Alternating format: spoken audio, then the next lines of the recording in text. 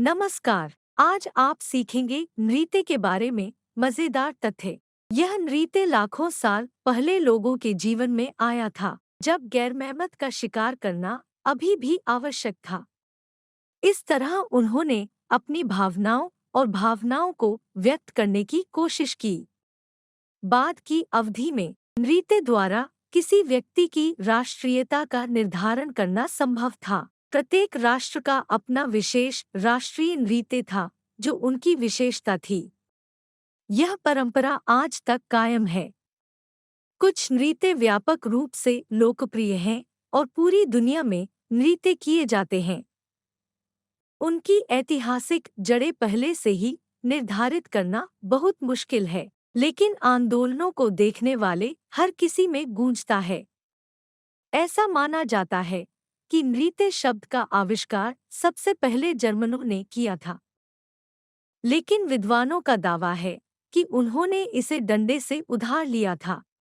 रूस के क्षेत्र में लोगों ने अपनी शब्दावली में विशेष रूप से नृत्य शब्द का इस्तेमाल किया, जब तक कि उन्होंने 17वीं शताब्दी के मध्य के आसपास जर्मनों का दौरा करने से नृत्य शब्द नहीं सुना।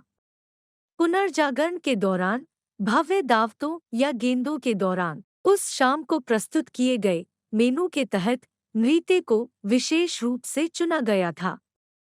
प्राचीन काल में नर्तक सोने में अपने वजन के लायक थे, इसलिए उन्हें अक्सर बैंकनोट्स या सिक्कों पर चित्रित किया जाता था। ब्राजील में नृत्य के लिए धन्यवाद कैपोएरा की मार्शल आर्ट का जन्म हुआ। इसमें कई डांस मूव्स हैं। प्रतियोगिता को देखना एक खुशी की बात है, क्योंकि यह बहुत ही सुंदर दिखता है। पूरी दुनिया में 29 अप्रैल को अंतर्राष्ट्रीय नृत्य दिवस माना जाता है। स्वीडन की राजधानी स्टॉकहोम में 1953 से आप संग्रहालय में जा सकते हैं, जो नृत्य के लिए समर्पित है। गाइड अद्भुत कहानियां सुनाते हैं, जो सचमुच आपको नृत्य की दुनिया में उतरने और एक महान नर्तक की तरह महसूस करने की अनुमति देती हैं। सेंट पीटर्सबर्ग यूरोप का एकमात्र शहर है जिसने नृत्य से जुड़ी ऐतिहासिक विरासत की एक स्थापत्य वस्तु को संरक्षित किया है। यह एक आलीशान आकार का डांस हॉल है, जिसे बिना स्तंभों के बनाया गया था।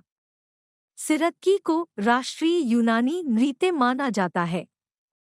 हालांकि यह विवादित हो सकता है, क्योंकि इसका आविष्कार अभिनेता एंथनी क्विन ने एक फिल्म के फिल्मांकन के दौरान किया था। यह 1964 में हुआ।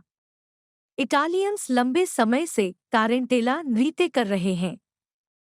यह नृत्य एक विशाल रहस्यमय अर्थ रखता है।